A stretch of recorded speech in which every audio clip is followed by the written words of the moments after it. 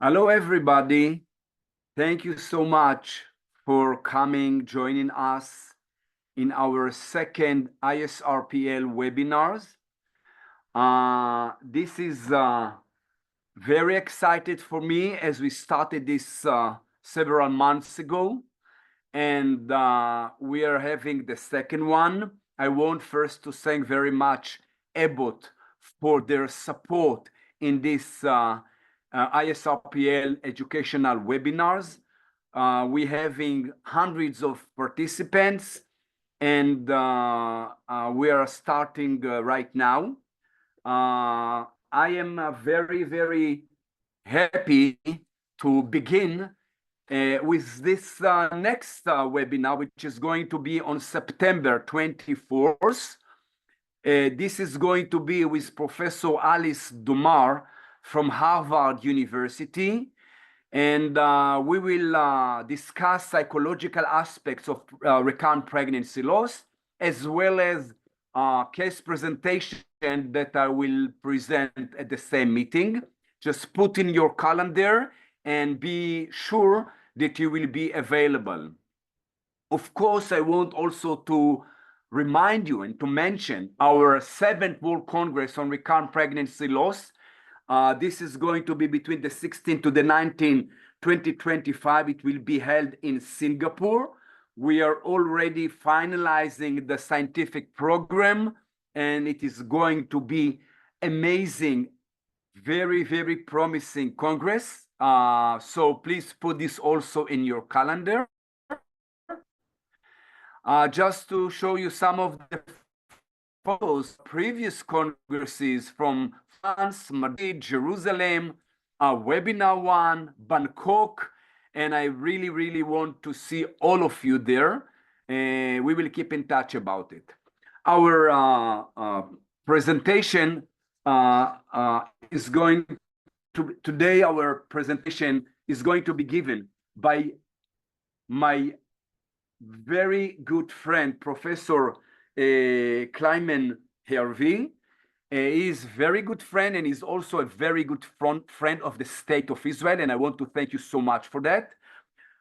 Professor Kliman is a MD, PhD graduate in medicine and cellular biochemistry from the University of Chicago, and he's currently a research scientist in the Department of Obstetrics and Gynecology in Yale University School of Medicine. He is also the director of the Reproductive and Placental Research Unit with a special interest in infertility and pregnancy complications. He has over 40 years of anatomic pathology training, with particular emphasis in electron microscopy, immunochemistry, endometrial and placental physiology, as well as cellular biology. He published hundreds of papers, has more than 10 patents, including methods and systems for determining placental volume. He has also developed what is called Kliman methods of trophoblast purification. This is a research mechanism of trophoblast differentiation and invasion.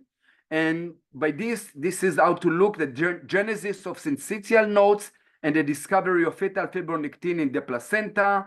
He is also more recently, the clinical utility of abnormalities in the placental villus growth patterns and more.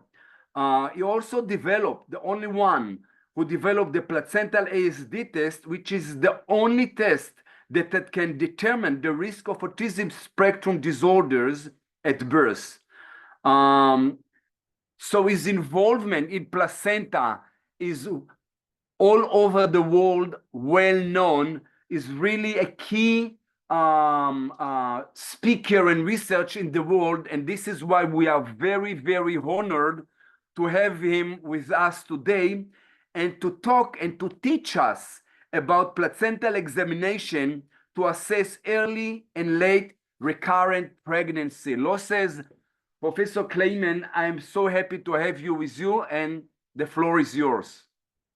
Thank you, Professor Bashiri. This is a pleasure to be here. It is also an honor to be with all the participants. Thank you for having me.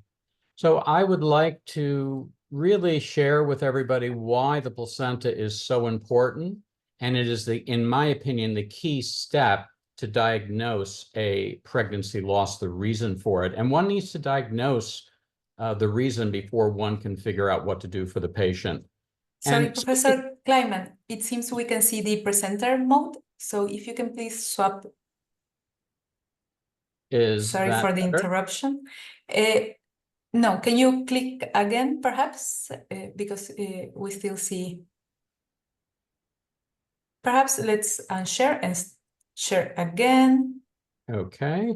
In the meantime, we'll remind our audience that your questions are welcome. So please go ahead and use the Q&A.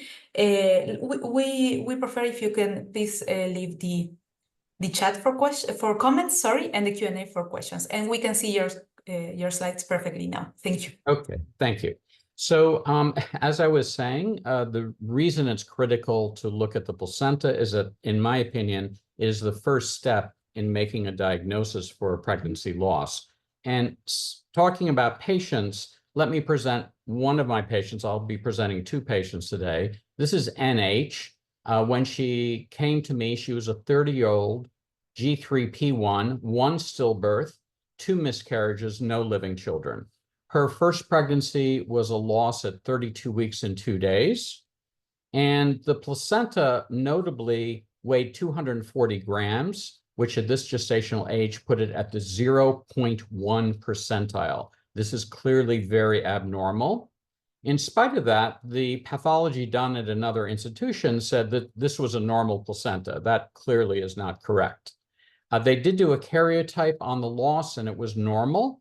And the doctor basically said to her, these things happen, you just need to try again. Well, they did try again. This couple is not infertile. They got pregnant again pretty easily. At 16 weeks, unfortunately, she had a loss. The specimen was sent to the local pathology department, and a very typical diagnosis is made in these cases, products of conception. That doesn't tell you why the pregnancy loss occurred. It just says that there was a pregnancy there. Again, there was a normal karyotype. And again, the couple was told, these things happen, just try again. Well, they did try again. And this time they had a loss at 12 weeks. Again, the specimen was sent to pathology. Again, the diagnosis was something very uninformative, products of conception. Again, the karyotype was normal. Again, they were told these things happen, try again. Well, they did not accept that. And they said, we need to maybe find somebody else to help us. So at this point, all the losses were sent to me for review at Yale University, where I reviewed all of the placentas. And I found no evidence of clotting, no thrombi, no immunologic issues whatsoever, and no bacterial responses, no infection. So the question is, why is this couple having these losses? And before we go back to this couple, I'd like to just give an overview of pregnancy losses in general in the United States. Obviously, every location will be potentially different, but I'll try to summarize for everybody what it might be in your area too. In the United States, we have about 5 million pregnancies a year, 4 million live-born deliveries per year, which means by simple math that there are 1 million pregnancy losses per year, which is 20%, which means that probably wherever you are in the world, the same thing is happening, that 20% of all pregnancies are resulting in a pregnancy loss. Now, the majority of these losses are in the United States. We call these miscarriages, and we define that as losses less than 20 weeks. I'm not saying that is really the ideal dividing point, but that is the way it is in the United States, and we'll talk about this in a minute. And a small percentage of these losses are stillbirths. And in the United States, again, we define a stillbirth as a loss at or greater than 20 weeks. And there are about 23,000 of these losses per year in our country. Now, one of the frustrating things about pregnancy loss has been there is a significant unexplained pregnancy rate. In other words, cases where there has been no answer as to why the loss occurred. And if you look at these two charts from the statistics of the United States, in 2014, it was about 30% had no explanation. And in 2020, it was only 31%, basically unchanged. So we still have a problem in terms of diagnosing all of these pregnancy losses. So how does one in general approach this? And Asher will talk about this in more detail, and he has presented things like this in many other conferences, but I'll just summarize some general comments. Obviously, it is always important to try to get a piece of the placenta or embryonic tissue or fetal tissue and try to analyze it for genetic abnormalities. Because if it is a trisomy or a triploid pregnancy, then we have the answer very easily. However, what people I don't think fully appreciate is that even if the karyotype or the microarray is normal, and this happens many times, there still can be a genetic abnormality. Why is that? The reason is that within the chromosomes, the DNA has 6 billion DNA codes. That is a tremendous number, and we do not sequence routinely all of these codes in any losses. So we have not also figured out how to look for these genetic abnormalities. So we have a really serious problem, and this is where the future needs to direct us. But in the meantime, one thing I have asked myself, is there another way to figure out what's going on with these patients, in spite of the fact that there's 6 billion DNA codes that we fully don't understand at this point? And in my opinion, there is another way, and that is to identify abnormal placentas. And we call these features an abnormal placenta dysmorphic, abnormal morphology of the placenta. Before we talk about abnormal morphology, let me briefly review the normal structure of the placenta so that this gives some context. This is a diagram of a second and or third trimester placenta. The fetus would be up here, connected to its placenta through its umbilical cord. Remember, the placenta is part of the fetus, it is not the mother.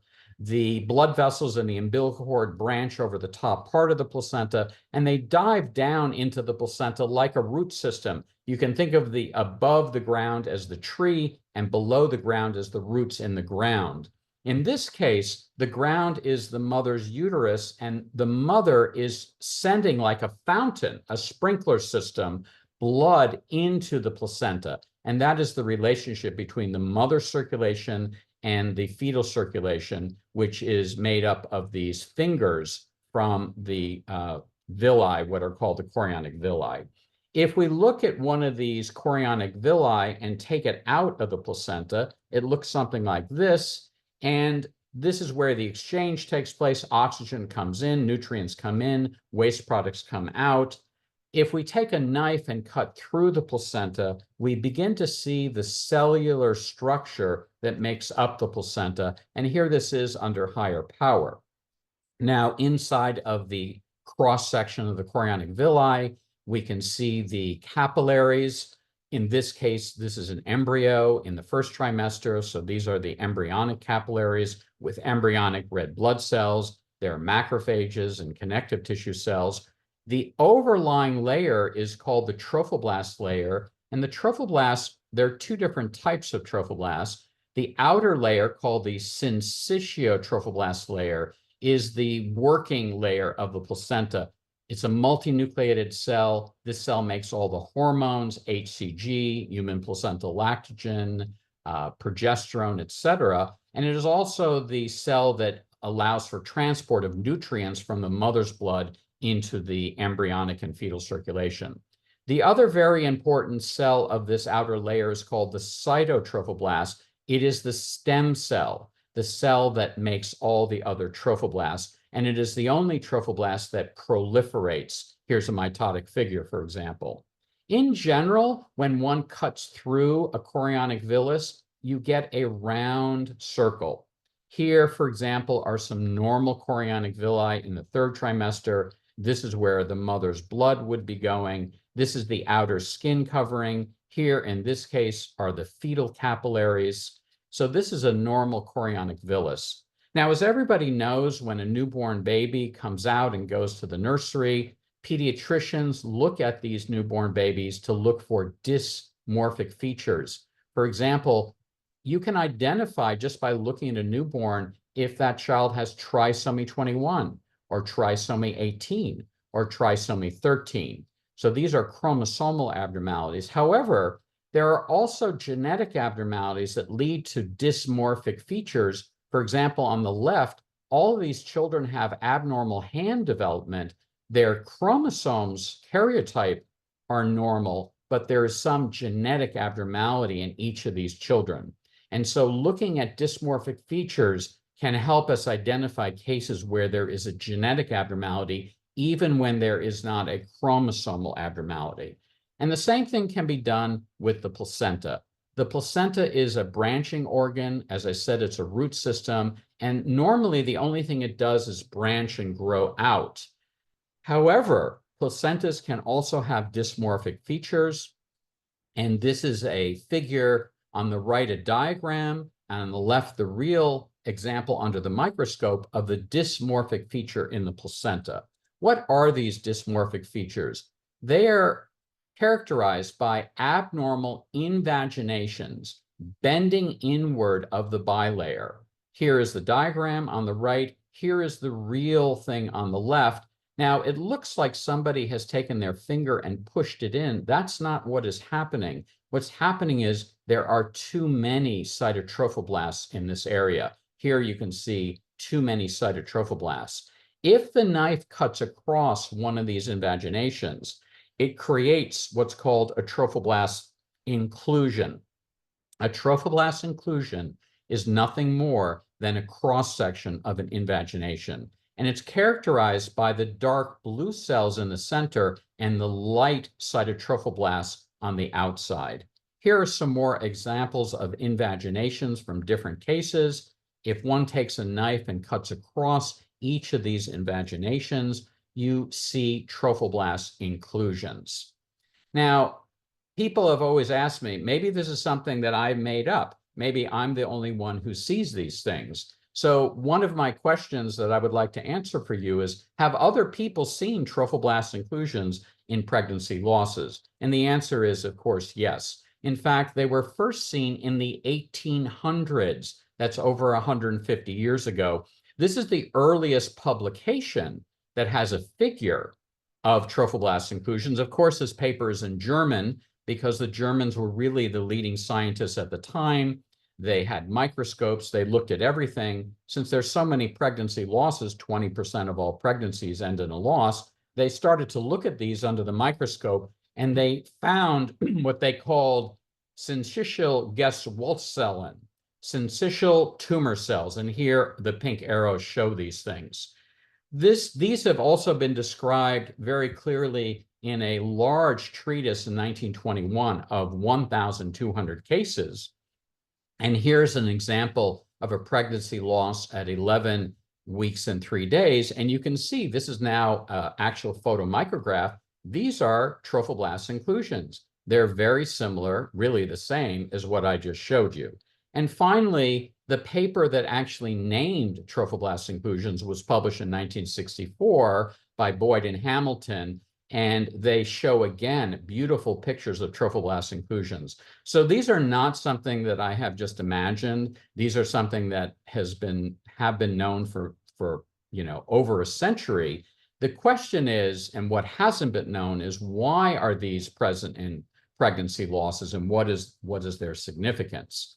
In a paper that we recently published last September in 2023, we showed that if we look at all losses across from 6 weeks to 43 weeks, and these were 1,256 cases, that the vast majority showed these trophoblast inclusions. These are the cases with the blue coloring right here. And I want to go back to what I mentioned before about miscarriages being defined as losses less than 20 weeks and stillbirths greater than 20 weeks. Looking at this curve, in my opinion, we should actually move this dividing line and say that losses in the first and second trimester are actually quite different than losses in the third trimester, and I'll show you that in a minute. I also want to point out how rare losses due to clotting disorders, thrombotic causes, this pink line, losses due to immunologic reasons, this olive line, are actually quite rare. If we look using a different way of showing the data in a pie chart of the same data, you can see that 71% of all losses are related and have dysmorphic features. And in my opinion, and my conclusion of my work, is that these are all genetic problems, not chromosomal, but actually genetic, the reasons of which we have yet to figure out in detail. The second most cause over all pregnancy losses is a small placenta, and then finally cord accidents at 4%. If we then divide the pie charts into the miscarriages and stillbirths, you can see that if you just look at miscarriages, 86% are related to this genetic cause with trophoblast inclusions. Again, about in my hands, 11 to 12%, we could not find an answer. Most of these are due to the fact that very early losses have very little placental tissue. So if you don't have placental tissue to look at, you can't make a diagnosis. But note again how small the percentage is for the thrombotic and immunologic causes. If we look at the third trimester is very different than the miscarriages. In just the third trimester, 36% are due to very small placentas, 21% are due to cord accidents, 16% are due to genetic abnormalities, and then there's a series of other causes listed to the left here. So this is an overview of the different causes and reasons for losses. With this information, let's go back to our patient, NH, who I presented to you at the beginning, and ask the question, what was found when I reviewed all of her losses? Well, not surprisingly, because these losses included both a third trimester, second, and a very late first trimester. So really, her losses go across all of pregnancy. Her 32-week stillbirth showed 1.7 trophoblast inclusions per slide, and that's how we quantitate it. And you may say, well, 1.7 doesn't seem like a big number, but the normal number is 0.1. It's actually rare to find a trophoblast inclusion in a normal pregnancy. So this is 17 times normal. If we look at the 16-week loss, the result was 3.5 trophoblast inclusions per slide. That's 35 times normal. And the 12-week loss had a result of 90 times normal, the number of trophoblast inclusions. And this gives us a hint that there's a relationship between the number of trophoblast inclusions per slide and the severity of the genetic problem. And this does hold up when one looks at all different causes of pregnancy losses. The more severe the genetic abnormality, for example, tetraploidy, then triploidy, then trisomies, then losses with just point mutations, and then stillbirths, you have a decreasing amount of trophoblast inclusions as you get back to the normal placenta here. If we take this patient in particular and actually plot the number of trophoblast inclusions of each of these losses, you can see that the 12-week loss had the most, then 16 had less, and the least number was the 32-week loss, but still, as I said, 17 times normal. Now, trophoblast inclusions, therefore, can be a useful way of identifying a genetic abnormality. The problem is we don't know what the specific genetic abnormality is. And I view trophoblast inclusions as a check engine light. You know that when the check engine light goes on, something is wrong with your car, but you don't know exactly what is wrong with the car. So really the next step of research at this point is to figure out what is wrong with the car. And the next logical step is to actually look at all 6 billion DNA codes. And that is what we are doing with other institutions at Yale. There are many institutions who are starting this now. Our project, funded by NIH, is called Genomic Predictors of Recurrent Pregnancy Loss. And these are the different institutions that are doing the study with us. And our goal is hopefully to identify the genetic abnormalities that are present in the mother, the father, and the loss. So we are going to sequence, and we've been doing this for 2 years now, we sequence both parents and the losses, one or more, and we are hoping to find the actual genetic basis for the losses. Now, in the last few minutes I have, I'd like to just present quickly one last patient, and this is a patient who has the most common cause of stillbirth, and that is, as you'll see in a minute, a small placenta. This woman had 3 very healthy, normal deliveries. At 34 years of age, she was pregnant for the 4th time. Everything was fine. Her anatomy scan was completely normal. The 39-week Dopp tone, looking at just hearing the tones of the heart, were normal. But at 39 weeks and 6 days, 1 day before her due date, she had decreased fetal movement. She had never felt that before. And eventually she did go to the hospital. And by the time she got there, she had lost her son.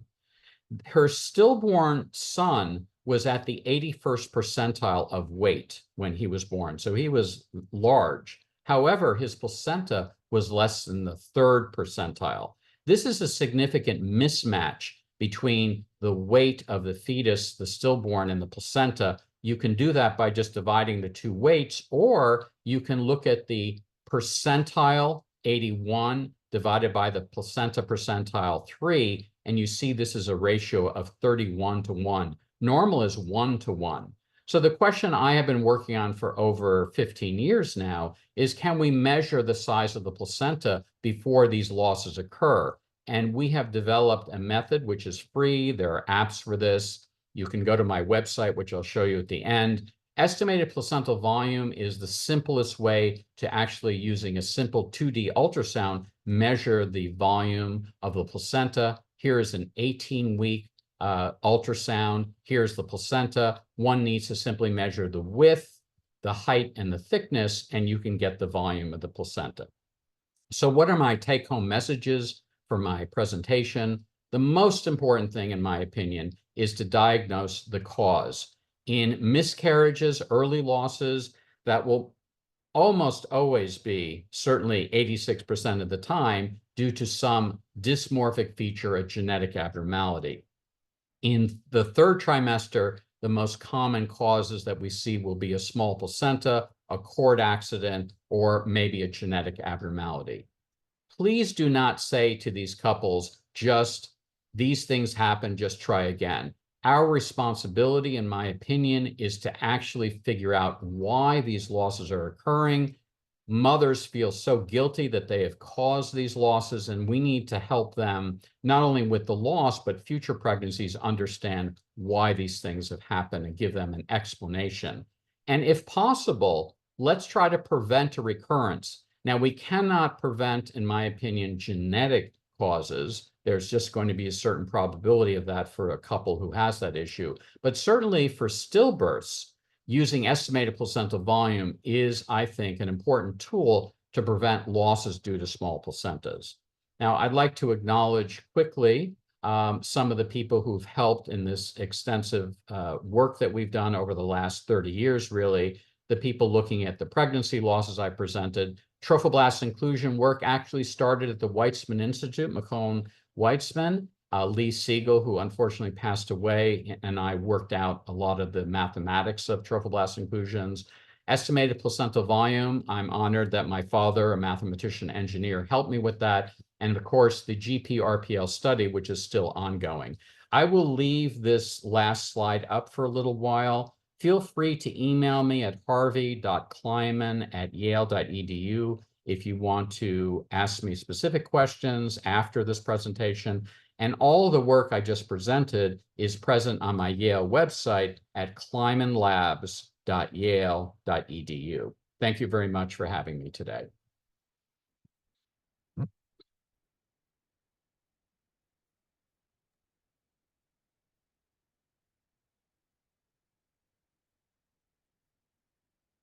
Do you hear me? We hear you. Professor Kliman, thank you so much for this fascinating lecture, important one, and opening the minds of everybody. And this is so important because it is an addition or parallel to what we are doing now, doing this years by years and not really moving and having more information about our specifically unexplained recurrent pregnancy loss couples. So I move now to my case presentation. Lina, can I share my screen or? Yes, please go ahead. Okay.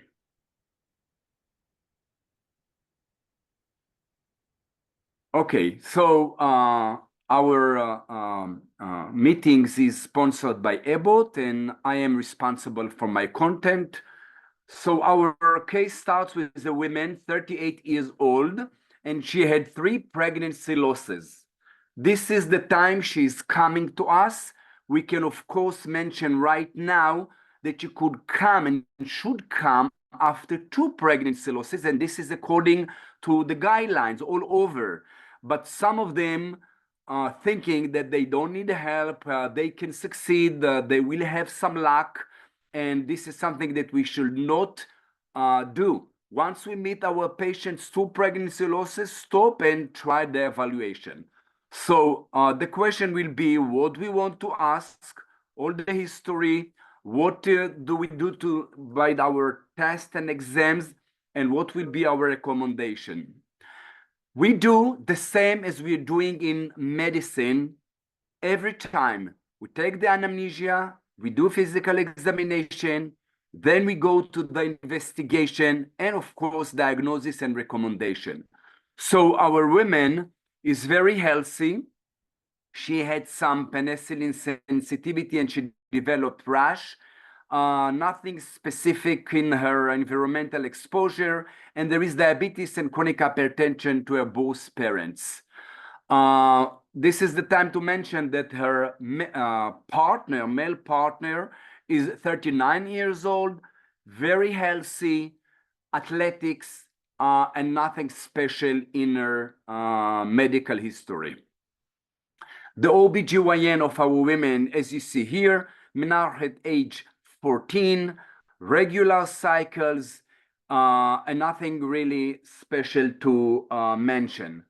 Her pregnancies history, as you can see here, when she was 30 years old, she had a first missed abortion at 9/7. She was treated by Cytotec with no complication. A year later, the second pregnancy loss at 8 weeks. Then she had dilatation and curettage without complication. And half a year later, the third one, there was a dead fetus at 11 weeks and no complication. And of course, just to mention again, we could save this last half year if we started the evaluation after the second pregnancy losses. But this is how she presented to us, and we go from here. We move to physical examination. As you can see here, she's well appearing.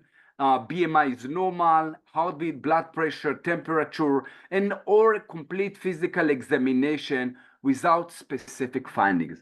Usually, this is what we have. Usually, because we're talking about a younger patients, and it's sometimes frustrating, the couples, oh, you didn't find anything, it's not good, maybe we have something. This is also physical examination, but we prefer them to be normal. We do the investigation, and I'm going through all of them very shortly. Karyotype of the parents were normal, as you see here. Rheumatic factor and anti-nuclear antibodies, both were negative, and this should be done according to the ESHRE guidelines. I will mention this very soon. 3D ultrasound demonstrated normal uterine cavity, and this is basically to rule out any anatomical abnormalities. The hormonal investigation, as you can see here, the TSH was 3.3. Previous tests were 3.4, 3.9, 3.6. It's important. Anti-thyroglobulin and anti-thyroid peroxide were high. All the rest is normal. Hemoglobin A1c, vitamin D, and prolactin levels. So we have here TSH in those levels. We will make the diagnosis in a minute. And we have also the thyroid antibodies. The acquired thrombophilia investigation was normal, which includes the lupus anticoagulant, anticardiolipin, and anti-beta-2 glycoprotein 1. The hereditary thrombophilia, which is kind of controversial, but let me just summarize. Here in Israel, my point of view is to perform it to everybody. We are just writing the book on recurrent pregnancy loss, 4th edition, with Mala Arora from India and from England.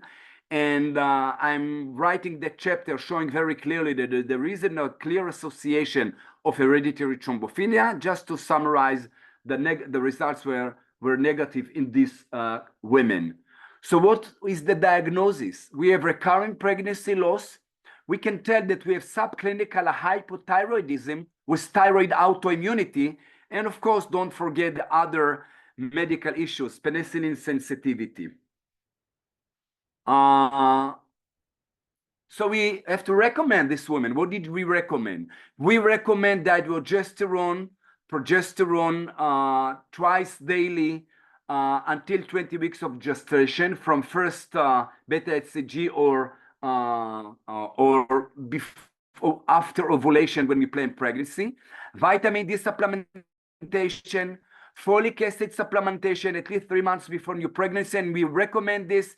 Today, I recommend to most of the women 5 milligrams. The emotional support, tender loving care, it's important to reduce stress. And we all know how these psychological issues interfere and can be also another parameter. It's not a cause, but it is associated with increased pregnancy losses. Physical activity is important, and altogether the healthy lifestyle. If we consider first semester, this woman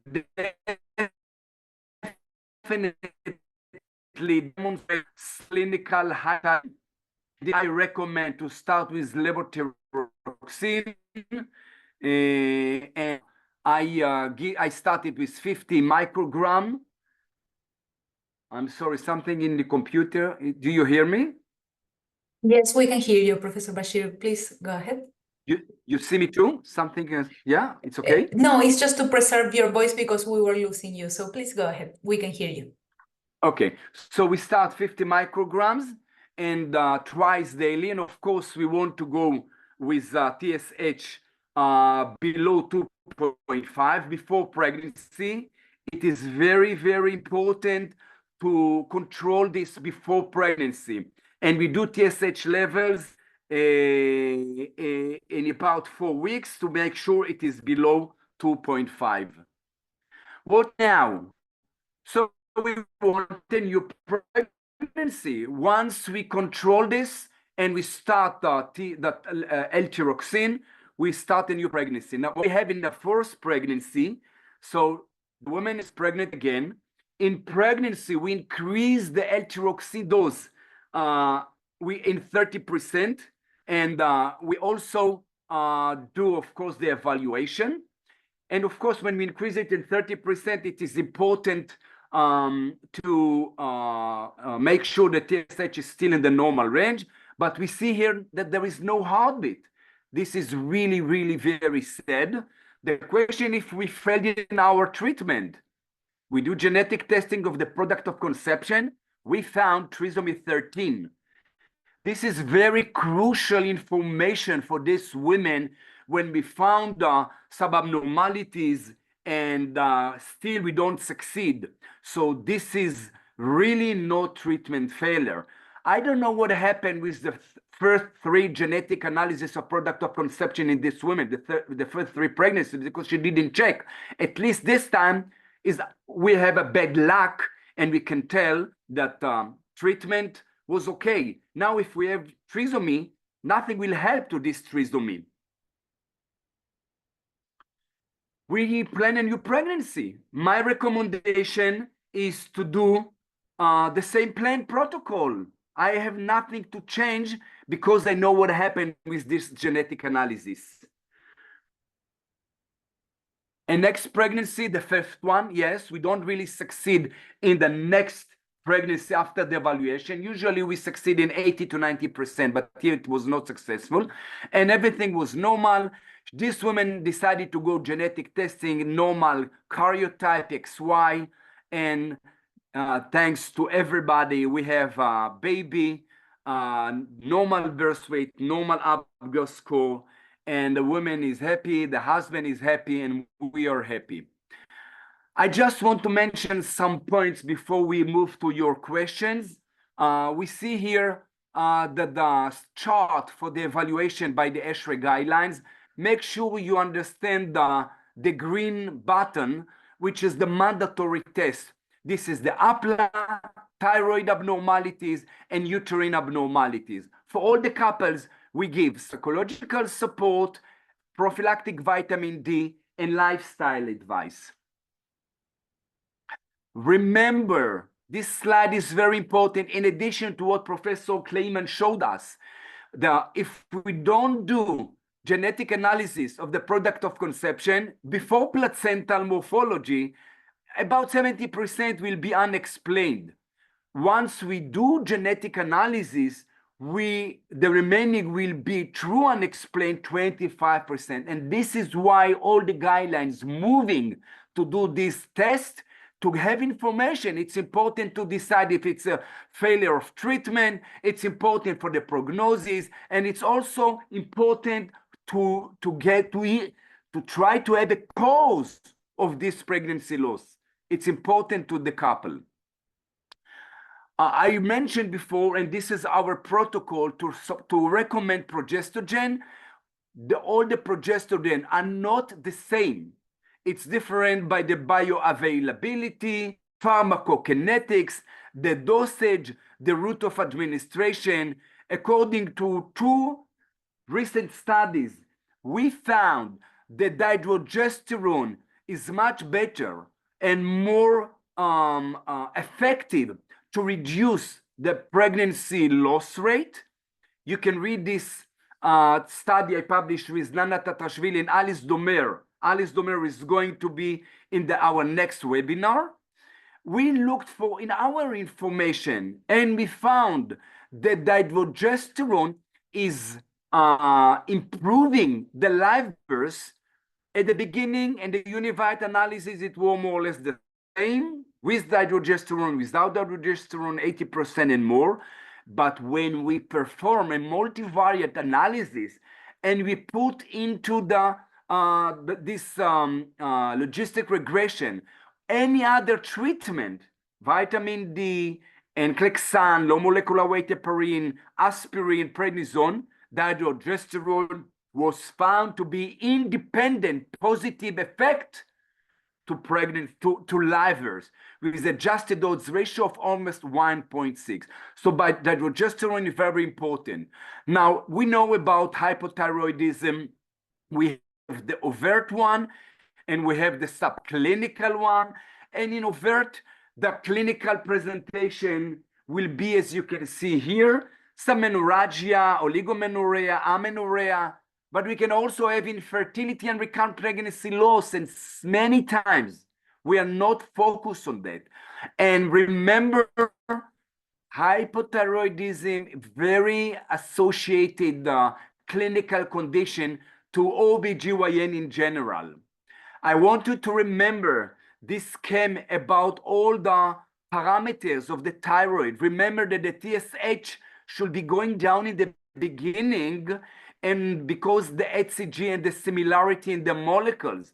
So if physiologically TSH should go down, sometimes we say we have kind of high transient hyperthyroidism. So of course TSH of 3.5 and 3.6 is high for the first trimester. If we go to the studies, we see that miscarriage in first trimester, first and second, and all these other complications, it's highly associated with untreated overt hypothyroidism. Make sure you don't skip it and you don't ignore it. Now, what is the ESHRE saying about overt? We should treat it in women in general, and of course with in RPL. The importance is to start the treatment before new pregnancy. We have to control it and to balance this gland.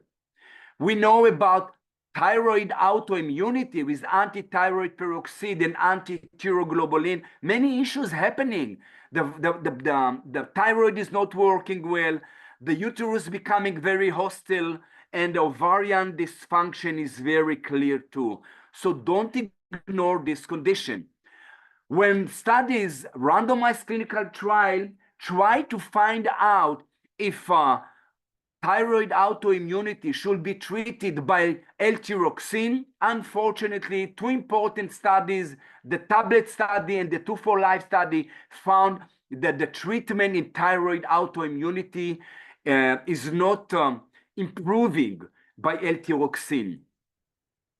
So we don't do it. What we can do, we have to look in the beginning of pregnancy, the TSH. If we find hypothyroidism, of course, we should treat with levothyroxine. But if it is just thyroid autoimmunity, it's not a treatment. There is some options because it's autoantibodies to consider prednisone. Sometimes this is what I'm doing, and this is specifically if I find another autoantibodies like anti-nuclear antibodies or rheumatic factors. So prednisone in minimal dose can be considered. ASHRAE, according to studies so far, do not recommend this. And additionally, IVIG can also be a treatment of choice in a specific condition, in specific clinical parameters. As you see in Israel, this is our recommendation when we treat with IVIG. Another information is coming by a systematic review and meta-analysis on women with subclinical hypothyroidism. You can see here several studies in different protocols. I summarize the information, and then you can see here in this forest plot, those results provide evidence of beneficial effect of L-thyroxine supplementation on the risk of pregnancy loss in women with subclinical hypothyroidism. This is why I treat my patients with L-thyroxine, as I did with these women. Although the ASHRAE guidelines coming 1 year later did not recommend it clearly. As you see here, we have to look for TSH in the beginning of pregnancy, and if we find hypothyroidism, to treat it. And about to treat it in general, there is conflicting evidence regarding treatment of L-thyroxine. I just showed you the meta-analysis showing that it can be effective. And of course, we have to consider potential benefit in balance against the risk. But remember, unbalanced hypothyroidism, it's also important for the brain development of the fetus. I'm very sensitive to this. And if I just summarize, recurrent pregnancy loss includes many risk factors. We have to do all the evaluation in parallel and to find out if we find one risk factor or more: vitamin D, TLC, lifestyle, and that progesterone is part of our protocol.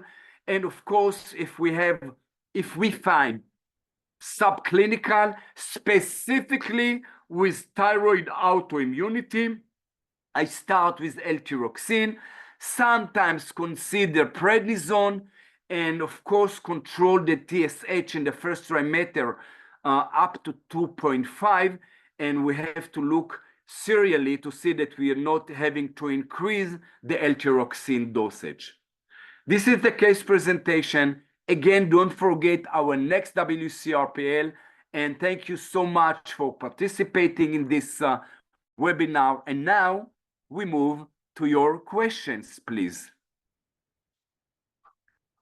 Lina, can you show me our chat or question and answers? I'm here. So the question is to Professor Kliman. So the question,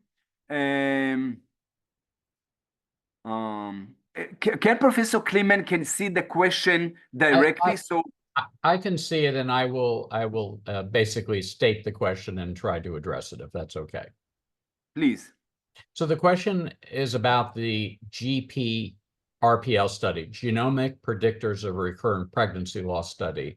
The person asking the question says, is the goal to identify markers that would help us identify women at higher risk of pregnancy loss before they occur, as in prevention, or is it mainly to look at women who are experiencing recurrent pregnancy loss and then improve subsequent clinical care?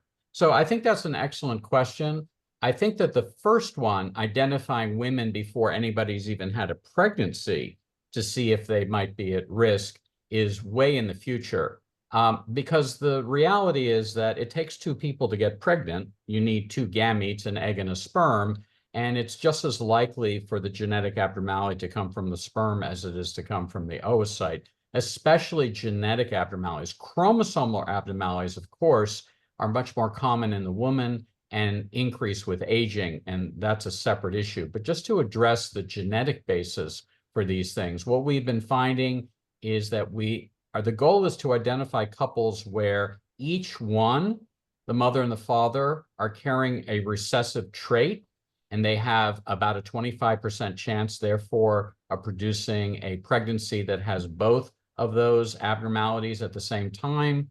And in those cases, what we would recommend for them is to do IVF with pre-implantation genetic testing to actually pick embryos that don't have that abnormality. So that would be sort of the immediate goal. On a longer term, yes, we're interested in the genetics of these things to understand why patients have these abnormalities, and maybe we will eventually be able to identify both a husband and a wife, just like genetic screening is done now, of those that might have abnormalities. I will just add one final thing about this issue. We are finding a subset, it's not common, of cases where couples have 100% genetic pregnancy losses. Most of the cases that I deal with are up to 50%.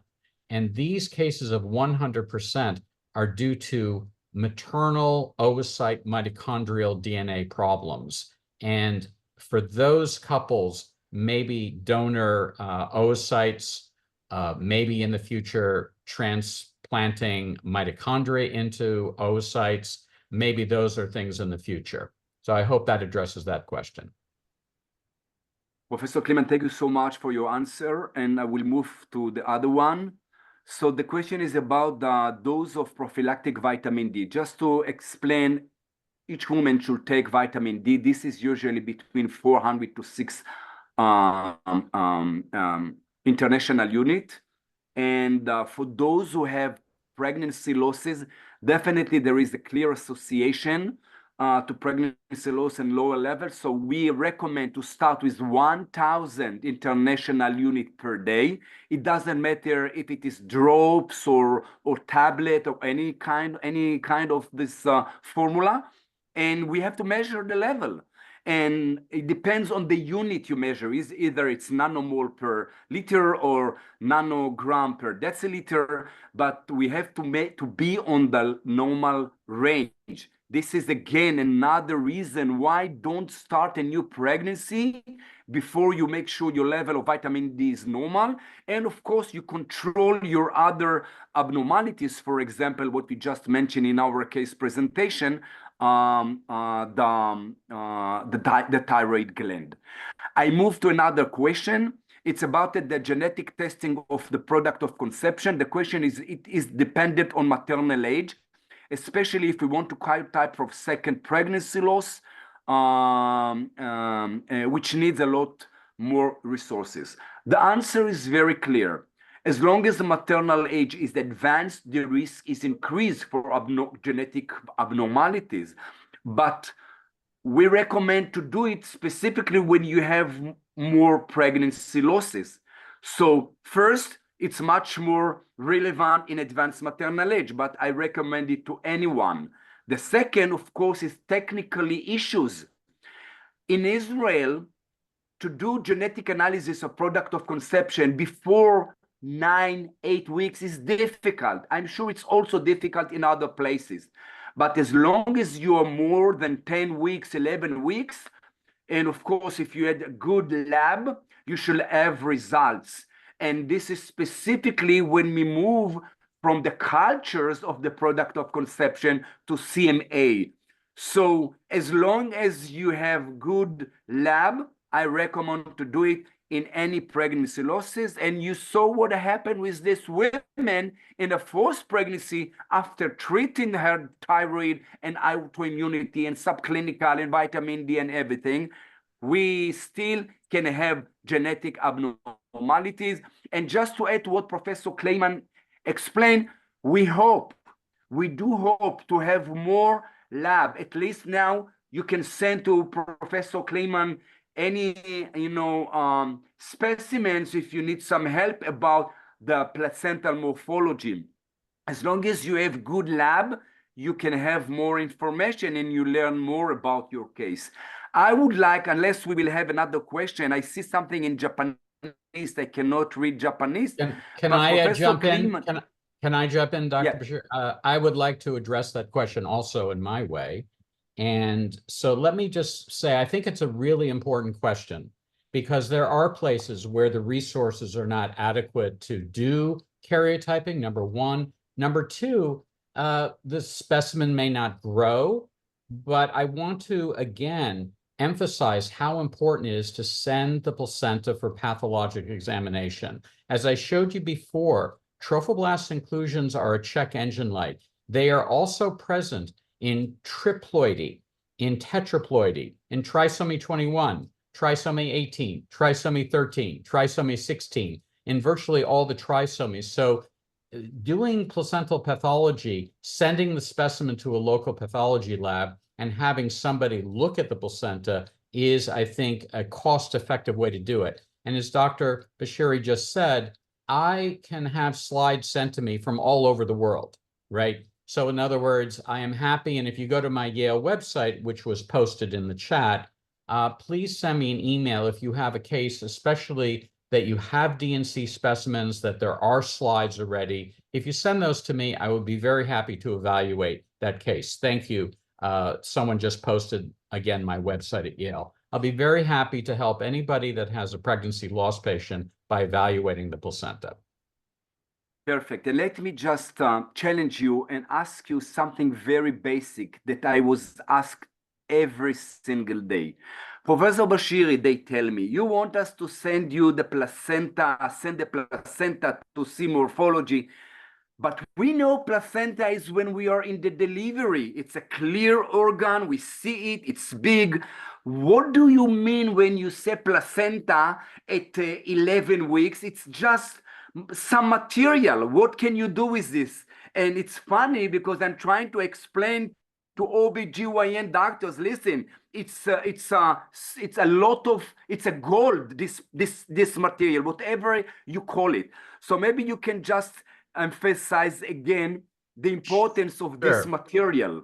So the number one, you can identify chorionic villi at 4 weeks of pregnancy. So you can see them very early. There are two methods that I would recommend, depends on your resources you have. One is to take the entire DNC specimen or the evacuation and simply put it in fixative, right? Obviously try to find some chorionic villi, not maternal decidua to send for genetics. But if you can't do that, just put the whole thing in fixative. And when it's fixed, it's easier to find the chorionic villi. They sort of look like little fingers floating in the fixative. The other thing is if you have the specimen fresh and you put it into a dish with some saline, just some sterile saline, you can actually mix it around and wash the blood away. And again, the chorionic villi, the placenta, look like a sea anemone. So you can actually find those and pick those out of the solution. A little bit you can send for genetics if you have that ability. If you don't, a much less expensive way to do it, cost-effective way, is to send those villi to the pathology lab so they can look at the placenta under the microscope. Amazing. Very, very important, and thank you so much. Okay, so somebody asked a question. I will jump in. Somebody asked a question how do you treat a small placenta? That was in the chat, not in the Q&A. But let me jump in because that relates to the last case I presented. So we don't treat a small placenta. What we do is if we find a patient with a small placenta, we do what's called risk stratification. In other words, we say this patient now is at risk, increased risk for stillbirth. And especially if the fetus percentile is much higher than the placenta percentile.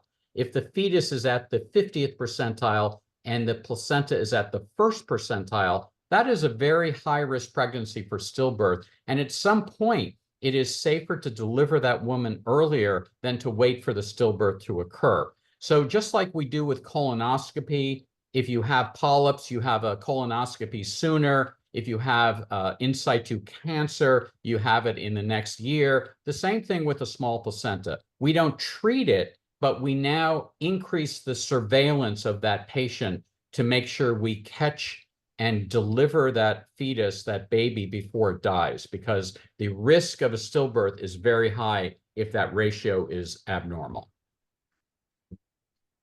Thank you. Thank you so much. And Lina is telling us here that we are basically came to the end. I want to thank again Professor Kliman for your big support and knowledge in this webinar. I want to thank Ebot. I want to thank Lina and all the participants. Happy that you came, and please put in your calendar the next webinar, the next WCRPL. And I wish you a great day and see you soon. Thank you. Bye-bye.